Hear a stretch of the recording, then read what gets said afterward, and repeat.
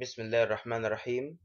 نحن في الحلقة الخامسة من حلقات شرح ال PLC باستخدام ال IDEC. ال IDEC نوع من أنواع ال PLC بيستخدم في أمريكا بشكل خاص وفي العالم بوجه عام طبعا. النقطة إن أنا الجديد في الحلقة دي إن أنا حطيت تاج نيم عشان في ناس جميلة بتاخد الشغل وتروح حاطاه باسمها. أنا مش طالب لا جاه ولا سلطان ولا انا البرنس بتاع البي ال سي ولا اي حاجه. بس انا برضو بقول ان في ناس يعني ما مش عايز الناس تاخد ذنوب او تتهم ان هي بتسرق شغل وخلاص على الفاضي يعني. و بس مش اكتر يعني. أنا حاطط بس الهاشتاج نيم ده محمد سعيد محمد all rights reserved. طبعا مفيش حاجه اسمها ريزيرف طبعا عشان الموضوع ده ممكن يتشال، والاسماء دي ممكن تتشال عادي جدا برضو، في بتحصل يعني في برامج ممكن تشيل بيها. النقطة إن أنا حاططها عشان برضو الناس تعرف إن الشغل ده معمول بواحد اسمه محمد، مش عشان بس الشغل معمول بالعربي معناها إن هو مثلا واحد أي حد ممكن يكون عامله أمريكي ولا هبتنجان. لا، شاب الحمد لله مسلم واسمي محمد وهو اللي عامل الشغل ده بإذن الله، وإن شاء الله هكمله لغاية ما بإذن الله نوصل مع بعض كلنا للمستوى نبقى فاهمين فيه إن إحنا نعمل أي بروسيس في البي ال سي إن شاء الله. فبإذن الله نبتدي الحلقة الخامسة، وأنا عملت الحلقة رقم صفر للتعريف بحلقات التعريف ما هو ال PLC وشرح ال PLC. الحلقات الأولى والتانية والتالتة والرابعة حاجات بسيطة جدا، إنما ما طبقناش كتير، ما عملناش applications كتير. فهنبتدي نعمل applications إن شاء الله في الحلقة دي. بسم الله الرحمن الرحيم. بسم الله الرحمن الرحيم. نبتدي في الحلقة الخامسة إن شاء الله هنعمل applications في مجال الحلقات بتاعت المرة اللي فاتت. ففكرنا في كذا ابلكيشن ممكن يتعمل، وفي كتاب جميل ممكن نستخدمه يعني اسمه ال Programmable Logic Controls Principles and Applications. في منه كذا edition وتلاقوه رخيص جدا على امازون. تلاقي الكتاب ممكن يوصل ل20 او نص دولار، 20 سنت او نص دولار. ف يعني لو ليكوا حد في امريكا ممكن يعني يبعته لكم بالبريد ولا اي حاجه، مش هيكلف اكتر من 50 جنيه مثلا توتال بالشحن بتاع. فمثلا هنقول اكزامبل، نقول ان في موتور، والموتور ده ليه بيعمل لابريكيشن. والاتنين في موتور وفي لابريكيشن بامب، الاتنين شغالين مع بعض. اللابريكيشن هو الموتور الاساسي، وده المطلوب ان الموتور يبقى على طول شغال، يعني هو ما ينفعش ان هما الاتنين يشتغلوا مع بعض. فالنقطة ان لما الموتور هنقول الموتور الاولاني ده موتور مثلا عربية، الموتور التاني ده موتور اللي هو مثلا زيت ولا اي حاجة، موتور المكنة وموتور الزيت. هنقول الموتورين ما ينفعش يشتغلوا مع بعض خالص، بحيث ان هو مثلا لو الموتور بتاع المكنة اشتغل مثلا اكتر من 20 دقيقة مثلا، موتور الزيت يفضل شغال، موتور العربية بيتقفل. تعال نعمل مثال بسيط. احنا قلنا موتور عربية الاتنين هيبقى ليهم input. ثانية واحدة، أنا آسف. normally opened I1. تمام، ده هيشغل السيستم كله، وهنعمل بحيث ان هو يشغل الموتورين مع بعض. الاي ولا قصدي ده Q1،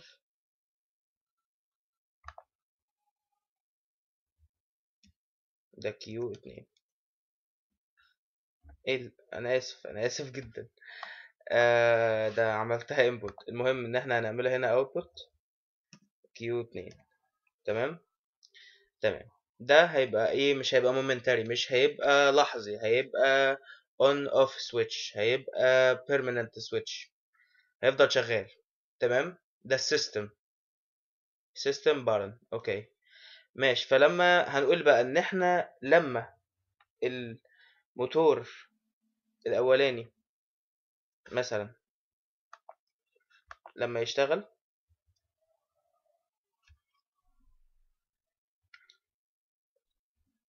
Q1 اللي هو الموتور الاولاني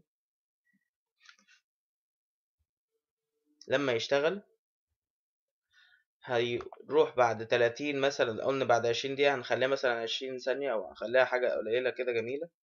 بعد 7 ثواني، قصدي هنا T1 وهنا 7 ثواني، بعد 7 ثواني هيروح يعمل ايه؟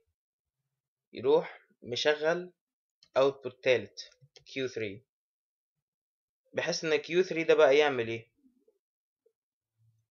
هنشوف دلوقتي مع بعض. هنعمل الحاجة البسيطة اللي قلنا عليها اسمها الانترلوك. الانترلوك ده معنى ان ما ينفعش two processes يشتغلوا مع بعض. يعني احنا قلنا الاي واحد هيشغل Q1 وهيشغل Q2، تمام.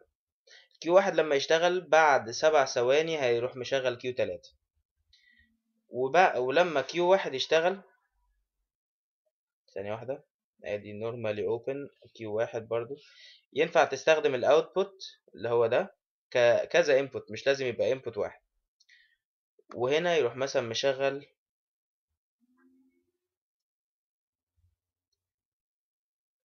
Q2.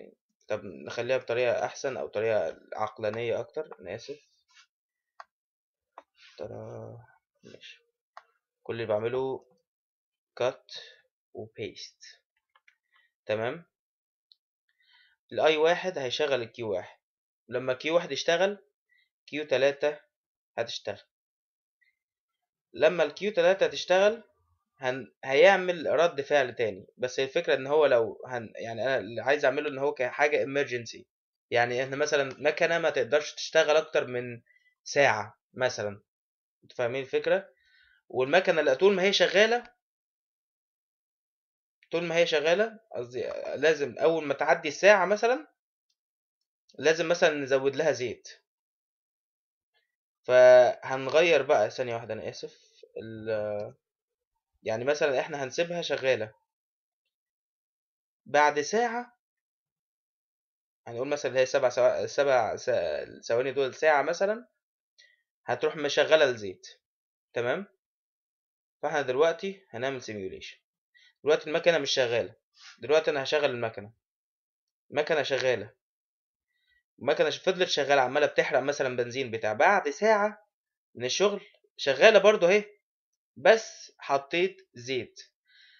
النقطة بقى ان انا ممكن اخلي الزيت ده مثلا لوقت معين، مثلا نخليه آه يعني هناخد برضو ده كوبي كده عادي، بس ممكن نعمل هنا تايمر تاني بيزك، مثلا نخليه مثلا 3 ثواني. T2 ما ينفعش نخلي نفس التايمر لنفس الكلام، يبقى 3 ثواني وبعدين يروح Q2. انا اسف، اوتبوت اهو نوت. ليه بقى ليه نوت؟ عشان عايزينه يتقفل، ده هيتفتح وده هيتقفل، تمام. تمام، نجرب. ايه ده؟ ليه مفتوحة؟ ثانية واحدة.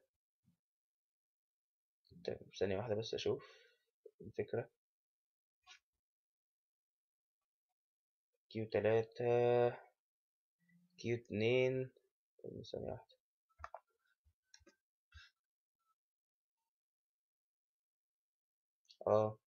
ايوه، مهم نجرب حاجة بس بسيطة، نعملها بالانترلوك. ماشي. بعد 3 ثواني يروح مثلا مشغل ده Q4. Q4 ده بقى هيعمل ايه؟ انا اسف ثانية واحدة. وانا يعني انا زي ما قلت لكم قبل كده هفضل اقول لغاية ما اموت، وربنا يعني يحينه، يعني ربنا يفتكرني ان شاء الله بالموت بإذن الله في يوم من الايام. النقطة ان انا هقول لغاية ما اموت زي ما بقول كده، لغاية لازم تستخدم السيت والريسيت. السيت والريسيت بيسهل عليك حاجات كتير، بس انا عايز استخدم الموضوع ده عشان اغلبية الشركات بتشتغل على النقطة دي بطريقة غريبة. فهنقول ان الاي واحد هيشغل الكيو واحد اللي هي المكنة هتفضل شغالة لمدة 7 ثواني، بعديها هتشغل سويتش تاني بحيث ان السويتش ده ينزل زيت. لما السويتش ده يشتغل بعد 3 ثواني، يروح مشغل سويتش رابع. السويتش الرابع ده بقى هيعمل ايه؟ حاجة بسيطة جدا. ده هيبقى كيو 4، احنا قلنا عليها اللي هي الانترلاك. تمام. تمام. نشوف بقى السيميوليشن. كيو 4 شغال اهو زي الفل ومنور. تمام. ليه؟ عشان ده كلوزد. تمام. فاحنا هنشغل الاي واحد. اي واحد هيروح مشغل الكيو واحد. كيو واحد هتفضل المكنة شغالة، هتروح مشغلة كيو 3. كيو 2 شغالة زيت. بعد 3 ثواني اهو، بعد التايمر اهو، كيو 4 اشتغلت فراحت قفلت التزييت. النقطة بقى ان انت لو انت عايز كل ده يحصل لوب، يعني هي الفكرة في ان انت ممكن تعملها لوب برضو. انت فاهم؟ بس انا عايز اشرحها تاني عشان في ناس ما فهمتهاش برضو. اي واحد هيشغل كيو واحد، وكيو واحد اهو هيروح مشغل ده تايمر لمدة 7 ثواني يشغل الكيو 3 اللي هي سويتش هيشغل التزييت. السويتش ده اللي هو كيو 3 برضو هيقفل بعد 3 ثواني، هيروح مشغل كيو 4 اللي هيروح قافله التزييت. فاهمين الفكرة؟ ففي طريقة بقى، كذا طريقة. أنا قلت ال PLC ملهوش طريقة معينة أو طريقة واحدة، في مليون طريقة لحل المواضيع دي. يعني احنا مثلا بدل ما نستخدم الليلة دي كلها ممكن نستخدم set والريست. حاجة جميلة جدا. يعني ده مثلا الست، ده ال edit coil، ده هنخليه set. و آه هو ده كده شغال. تمام. لما يفضل شغال بعد 7 ثواني هيروح مشغل السويتش ده. السويتش ده هيروح عامل تزييت. بس الفكرة بقى ان ده مش هينفع، ده بقى هنشيله الانترلوك. السيت وريسيت هتريحنا من الانترلوك، فده هيبقى برضو ست. وبعد 3 ثواني هيروح ده هيبقى كيو 2 وريست تاني. نوريها لكم بقى. دلوقتي هي ست وريست. تمام. فده مش لازم اعمل ده ست على فكرة، عشان هو ده ست هروح مشغل ده على طول، ده هيفضل شغال. فهي يعني لو حطيتها ست او ما حطيتهاش ست it's all the same. فده واحد هيروح مشغل اللي هو المكنة لما تشتغل بعد 7 ثواني هيروح مشغل كيو 3. كيو 3 هيروح مشغل كيو 2 ست. وبعد ال3 ثواني التزييت هيروح قافل المكنة بتاعة التزييت. فده ابلكيشن بسيط على اللي بيحصل في المصانع الكبيرة اللي مثلا بتحتاج ان المكنة تفضل شغالة، بس محتاجة ان في يحصل تزييت، يحصل لابريكيشن. وغالبا الشركات الكبيرة اللي هي يعني للأسف مش في مصر ما بتعتمدش على الهيومن فاكتور خالص، عشان عارفين ان في الهيومن فاكتور فيه نسبة خطأ بسم الله ما شاء الله كبيرة مقارنة بالروبوت. وأكبر دليل على ده حوادث المزلقانات اللي بتحصل في مصر الحمد لله، حاجة جميلة ومشرفة. المهم نخش على ابلكيشن تاني. الابلكيشن بيقول ان احنا عايزين لمبة تشتغل لمدة 10 ثواني. بعد ما اول ما اللمبة تشتغل بتاعة ال10 ثواني دي تشتغل، في لمبة تانية تشتغل بعديها ب3 ثواني، وتقفل قبليها بثانيتين. يعني احنا قلنا المنظر هيبقى عامل ازاي. تعال نرسمها اللي اسمه تايمينج دايجرام. فانا بحب استخدم اللي هو البي ال سي هنا، ده بيبقى لذيذ وموضح كل حاجة. فهنا ال بالظبط كده. تمام. يعني مثلا هو دلوقتي بتاع ميت اهو لغايه ما ادوس. اول ما دوست هيروح شغال اب قول مثلا 10 ثواني وبعدين يروح قافل بعديها على طول. تمام. ده الايه اللي هو اللي اسمه ايه، مثلا لمبه نمبر ايه، رقم ايه قصدي، رقم ايه، رقم لمبه حرف ايه. تمام. فلما دي تشتغل هتروح مشغله دي، قصدي انا اسف معلش. هو قال لك ان هو عايز يشغلها بعديها مثلا 3 ثواني، ادي خطوه التانية التالتة، وتقفل قبلها بثانيتين مثلا، ادي ثانيتين، واحد واتنين. تمام.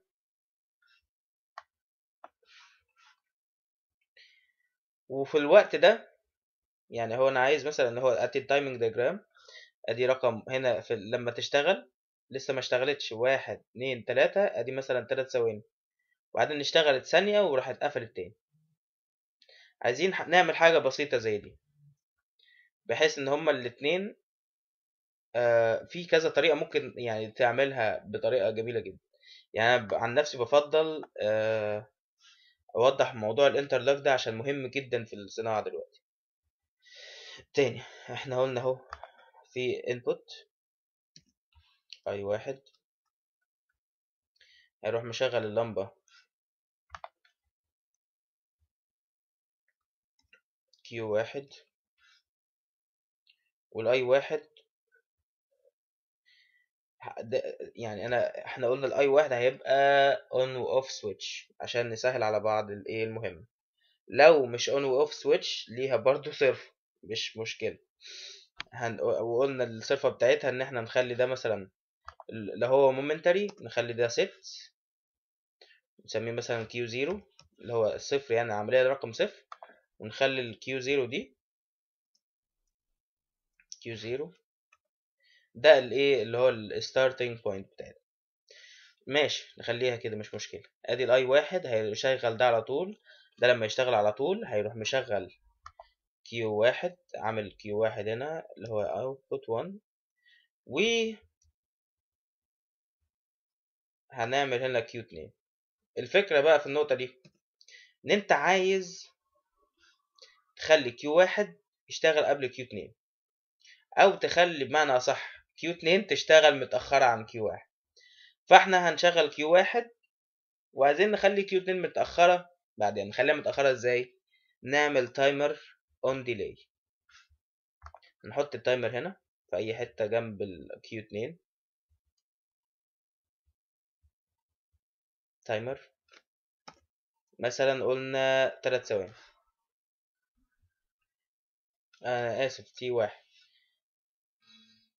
انا معلش نسيت احط ال3 ثواني، خليها 5 ثواني عشان ايه نصحى شوية.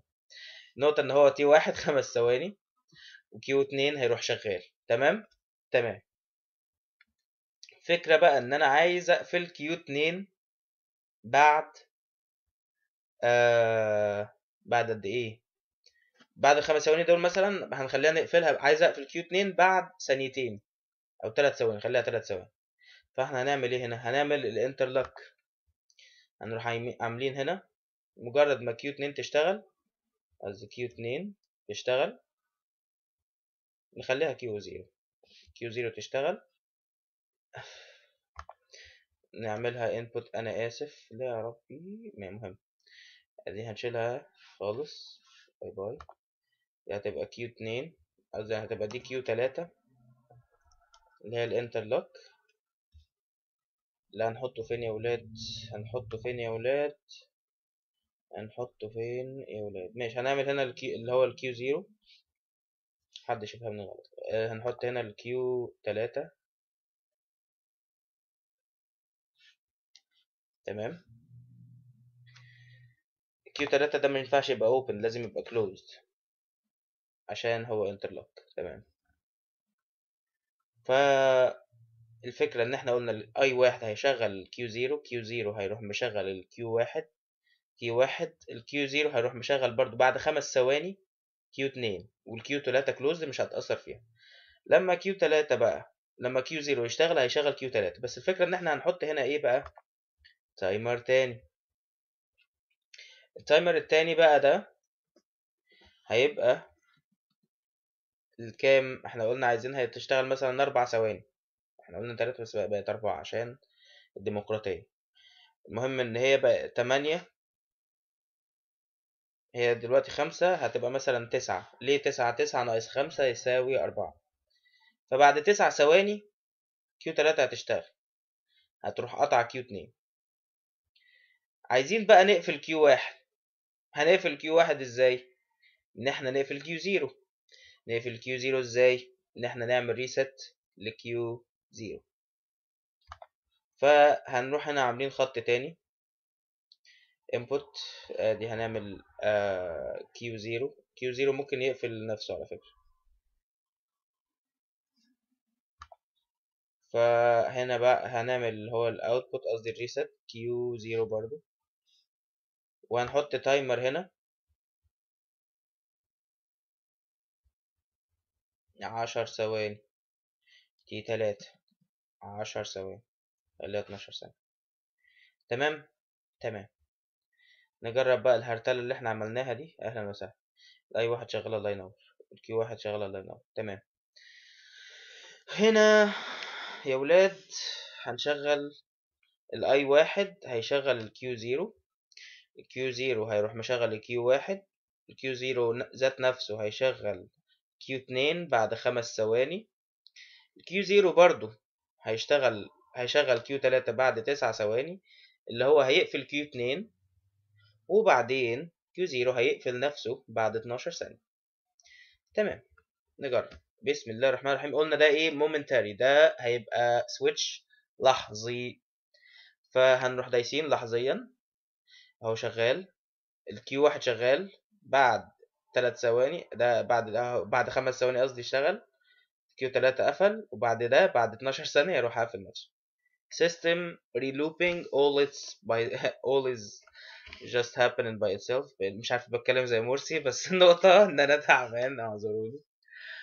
آه، النقطة إن إحنا تاني نرجع هنا تاني نشرح. خلينا نطول في الوقت عشان فعلا في ناس أنا عملت ديستراكشن ليهم بالشغل اللي أنا كنت بعمله ده. المهم إن إحنا خلي دي 10 ثواني، يعني ثانية هتفرق، بس طبعا الثانية في عمر الصناعة تفرق، لكن ليس هنا في بيتي في رومي. المهم إن أنت ده لحظي. كيو زيرو هتشتغل، فشغل كيو واحد. بعد 5 ثواني هيروح مشغل كيو اتنين. بعد 10 ثواني هيروح مشغل كيو تلاتة اللي قفلت كيو اتنين. بعد 5 ثواني بعديها تروح قافلة نفسها. سهلة. سهلة. ليه سهلة وليه بسيطة وليه بنت ناس وحلوة؟ عشان الست والريست ولاد ناس وبسطة وفي حالهم، يعني حاجة جميلة. ده ابلكيشن تاني. عايزين مثلا موضوع، احنا عملنا المرة اللي فاتت إشارة المرور. عايزين نعمل مثلا نخلي مثلا ايه عداد، حاجة بتعد مثلا. يعني مثلا حاجة مثلا أنا بدوس عليها 1 2 3 4 5 تروح مشغلة لمبة. أدوس 1 2 3 4 5 بعديها تروح قافلة نفس اللمبة. تمام. تمام. نعمل أهو اللوجيك بتاعنا. لاين اي واحد و كيو واحد نخليه ست فعلا لذيذ وابن ناس. هنا نضع ماذا؟ نضع شيئا يقال عنه الكاونتر. الكاونتر هو العداد، فبنسميه سي واحد وبريزت 5 seconds. تمام. فاللي فوق ده بيسمى الريست، اللي تحت ده الكاونتر نفسه او الكاونتنج يعني. المهم ده هيبقى اي 2 وهيشغله كي واحد ست.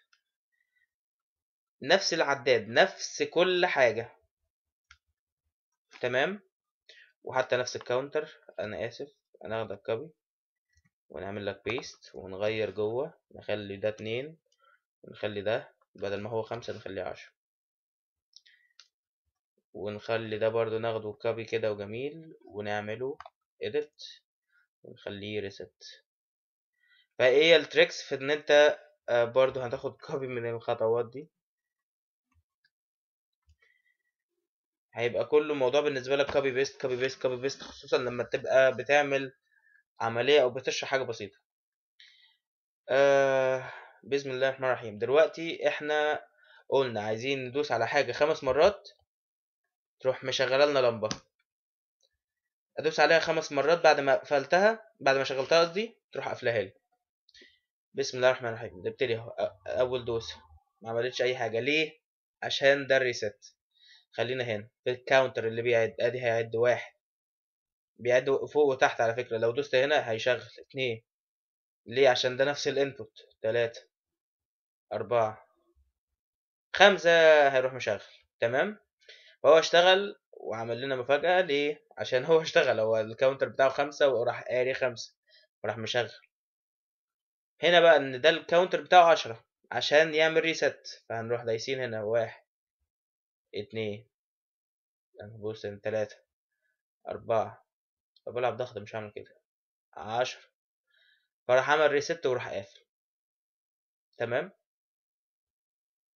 وتروح بقى عشان تعمل ريست لده وده هتروح دايس ده الريست. اشتغل ليه؟ استنى واحدة. ده اشتغل لوحده. بسم الله ما شاء الله، الله اكبر. اشتغل لوحده. ليه بقى؟ عشان عملت ريست وشغلته. ايوه، شغلته. فالفكرة هنا تاني، تعالى نرجعها تاني. انا بس كنت عايز اوصل فكرة تاني، حاجة بسيطة تانية. ان احنا لما نشغل هنا 1 ان شاء الله يعد مليون عدى اهو مثلا، ووصل ل6. انا بقى عايز اعمل العملية دي من الاول وجديد، بس هو هيفضل شغال على فكرة. فاروح دايس اي 1، فراح عامل لي ريست للكاونترز، ملوش دعوة بالايه بالاوتبوت. ده اللي انا عملته وده اللي حصل. تمام. تمام. نعمل ابلكيشن رابع واخير لكي لا يمل الناس، عشان ابتديت ازهق من نفسي. المهم ان احنا عايزين نعمل مثلا يعني حاجة بسيطة. نعمل مثلا اختراع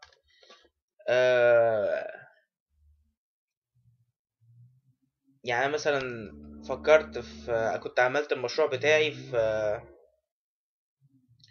في الكورس بتاع الروبوتكس اللي انا خدته الترم اللي فات، ان احنا نعمل باركينج ديك efficient بيوفر كهرباء للاونر بتاع لصاحب الباركينج ديك، بيوفر وقت للسائق بتاع السيارة، بحيث ان هو يبقى efficient بطريقة عملية جدا. بس النقطة بتاعته ان هو يعني لازم تبقى الموضوع سكيماتيك، فان شاء الله هشرحها المرة الجاية ان شاء الله بالسكيم بتاعها. فنبتدي دلوقتي نعمل حاجة بسيطة جدا.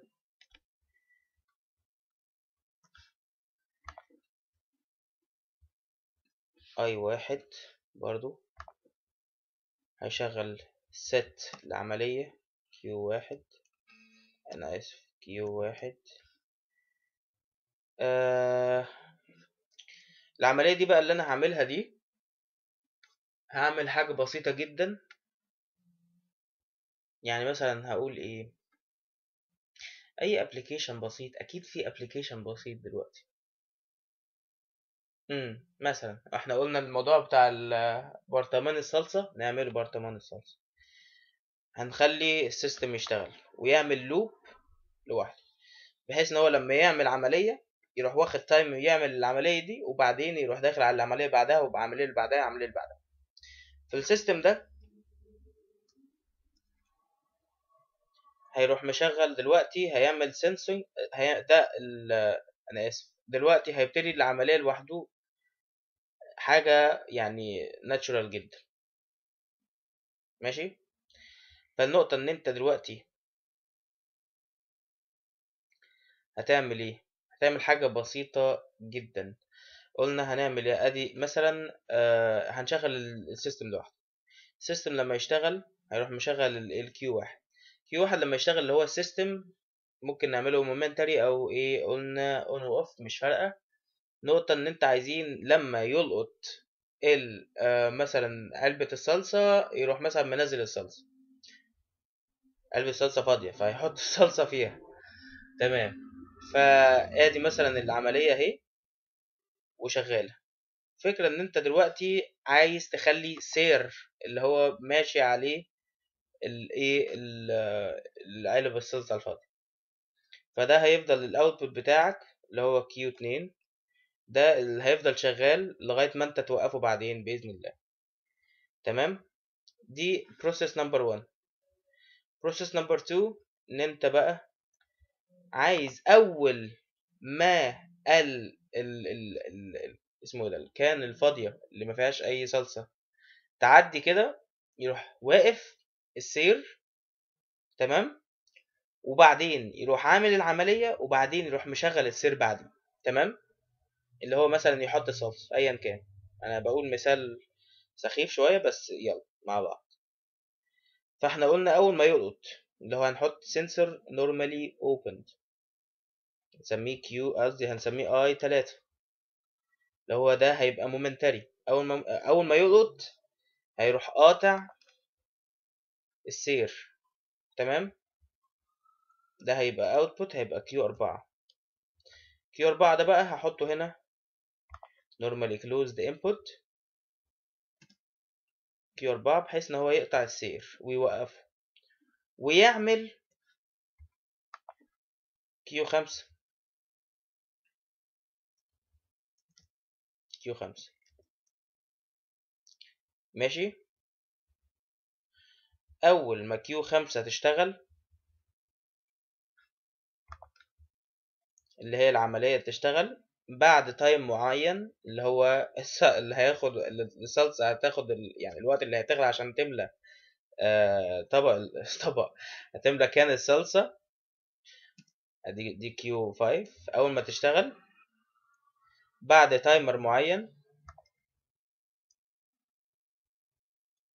فلنقل T1 5 seconds، هيروح موقف Q5 بانترلوك برضو، حاجة بسيطة جدا اللي هو هنسميه Q6. هنحطه هنا normally close. تمام. المهم بقى عايزين نرجع السير يفضل ماشي. تمام. انا هقطع الحته اللي فوق دي شويه، معلش هحطها فوق. تمام. عايزين البتاعه تفضل ماشيه. تمام. فاحنا عايزين نخلي Q2 يشتغل، فعايزين نقفل Q4. فبنعمل ايه؟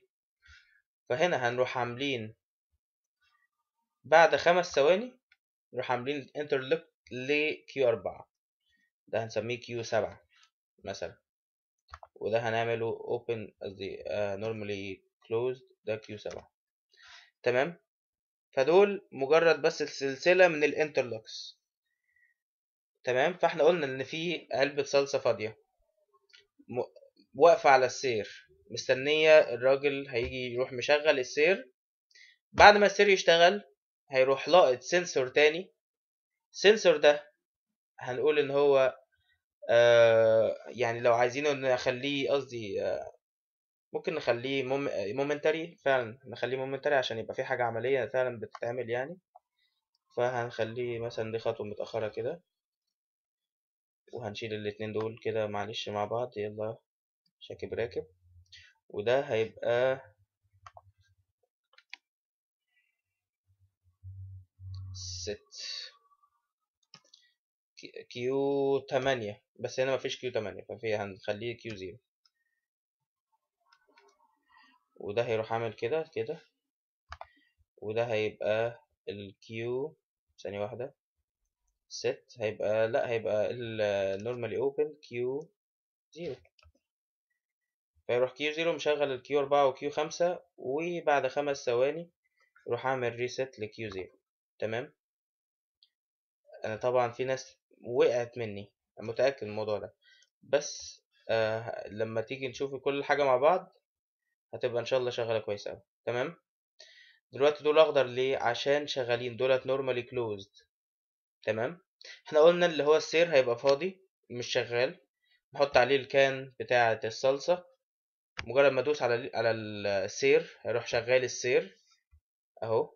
السير اشتغل، سير شغال. تمام. لغاية ما السنسور اللي يلقط ان الكان بتاعت الصلصة معدية جنبه يروح موقف السير. فانا ده كيو واحد، السير شغال لوحده عادي جدا لغاية ما اي 3 اللي هو السنسور هيلقط، هيعمل، هيروح موقف السير. هيوقفه ازاي؟ كيو 4. كيو 4 اهي، انترلوك مع السير، هتروح موقفاه وهتروح مشغله، قصدي اللي هو الاي 3 اللي هو السنسور هيروح مشغل العمليه رقم 5 اللي هي عمليه ملي الصلصه من الايه، من الحنفيه بتاعه الصلصه. المهم ان هي الحنفيه بتاعه الصلصه لما تبتدي تشتغل بعد 5 ثواني هيروح مشغل كيو 6 عشان يقفل الحنفيه، كيو 7 عشان يقفل الانترلوك عشان السير يبتدي يشتغل، وبعد كده هيروح عامل ريست للاي 3. تمام. تمام. نشوف بقى الحركه دي، هي هتبقى سريعه شويه فالناس تبتدي تاخد بالها. دلوقتي السير ماشي شغال زي الفل. تمام. فالاي 3 هيروح مشغل الكيو 4، هيشغل الكيو 0، كيو 0 هيروح مشغل كيو 4 وكيو 5. نركز. كيو 4 اللي هيروح قافل السير، كيو 5 بتاعت الايه، الحنفيه بتاعت الصلصه. تمام. اي 3 اهي، بسم الله الرحمن الرحيم، 5 ثواني هيروح ده مشغل الكيو 4 مقفل السير، وبعدين رجع مشغل السير تاني. احنا هنطول في الوقت ده عشان في ناس ما فهمتش النقطه دي. نخليها 15 ثانيه عشان نرغي براحتنا، يعني 15 ثانيه فرق. لو قلنا الاي 1 هيروح مشغل الاي 2 ده مومنتري اون اوف مش فارقه. فالنقطه ان هنا الاي 3 ده السير ماشي شغال زي الفل. هنرجع هنا بقى النقطه دي. تمام.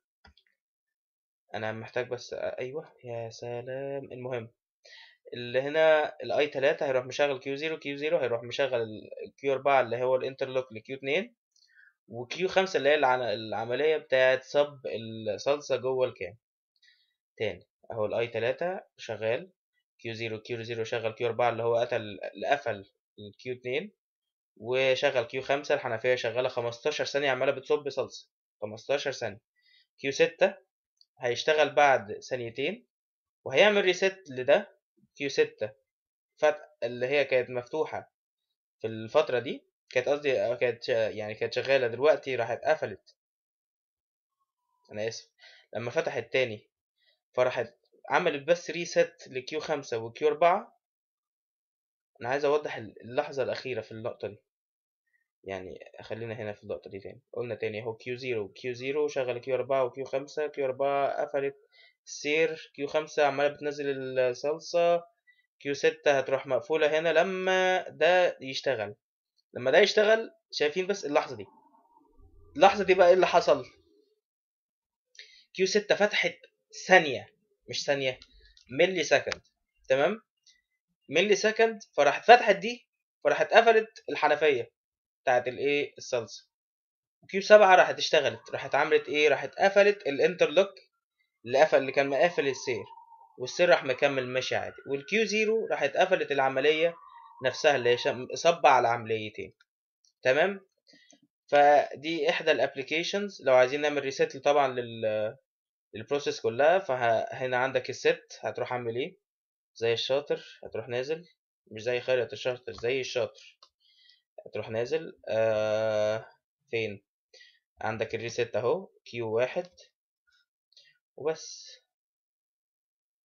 اهو. اي 1 هتشتغل دقيقة، قصدي السير شغال لغاية ما شغل الاي 2، اي 3 هيروح مشغل عمليات بتاع. فهنا النقطة ان هو اي كيو 1 شغال اهو، والسير مقفول لغاية الحنفية اللي عمالة بتنزل صلصة تروح شغالة. الثانية دي اللي هي هتحصل دلوقتي تروح قافلة هنا. هنا بقى خارج على 4 اوتبوت عادي جدا، ممكن تعمل مليون، يعني هو انبوت واحد ومشغل على مليون اوتبوت. يعني ممكن يعني زي ما بيحصل في حتى في يعني في الشركات الكبيرة، هو سويتش واحد بيشغل على الكهرباء كلها بتاعت الايه الشركة. فهي دي رابع ابلكيشن معانا، يعني من الافتكاسات اللي انا عمال بعملها بقالي. انا مش عارف انا بقالي قد ايه، بس انا متأكد ان انا طولت، واعتذر لو كنت طولت، بس انا فعلا الناس مش راضية تسأل، فانا قلت ابدا اعمل ابلكيشنز للبي ال سي بحيث ان الناس تبتدي تفهم وتبتدي تستوعب ان الموضوع مش صعب يعني. واي فكرة في دماغك ممكن تعملها. انا حتى الفكرة خبطت بتاعت الصلصة دي في دماغي دلوقتي، وعملناها مع بعض وها هنا نحن في عبق التاريخ. الحمد لله. بسم الله الرحمن الرحيم. الحلقة النهاردة بتاريخ يوم 16/2 بعد الزلنتاين بيومين. و أي حاجة يا جماعة يا ريت ما تتكسفوش بجد. أنا محتاج أي أسئلة. اللي محتاج أي أسئلة يا ريت يقول لي، ولد بنت أي حاجة، أي رسالة، كومنت. يعني أكيد في أي أسئلة، يعني أسئلة ما خلصتش. نقطة إن في ناس بتحس إن هي لأ ده بيتكبر علينا، لأ ده فاهم، لأ مش عارف إيه، لأ ده ممكن ما يبقاش فاضي، لأ عشان ده بيسافر ومسافر وبتاع. أنا بإذن الله ربنا يعني ربنا يبارك لنا، ربنا يبارك لنا كلنا في وقتنا يعني. واللي بيقدر على حاجة بيعملها، وده اللي يعني ربنا مدينا، يعني خلينا لينا رسالة في الحياة. فإن شاء الله كل واحد اللي فاهم رسالة يعني. أنا رسالتي إن أنا أساعد البشر لغاية ما يعني يتوفاني الله. وإن شاء الله يعني تكون السلسلة دي سبب لأن الناس تبتدي تشتغل وتبتدي تفهم وتبتدي تتعلم بجد يعني. وربنا يوفقنا في اللي فيه الخير لينا ويرضينا بيه ويهدينا ليه يا رب العالمين، اللهم آمين. ودي كانت الحلقة الخامسة من حلقات البي ال سي. تحياتي محمد سعيد عبد الفتاح عبد الحميد. all rights reserved. وشكرا. السلام عليكم ورحمة الله وبركاته.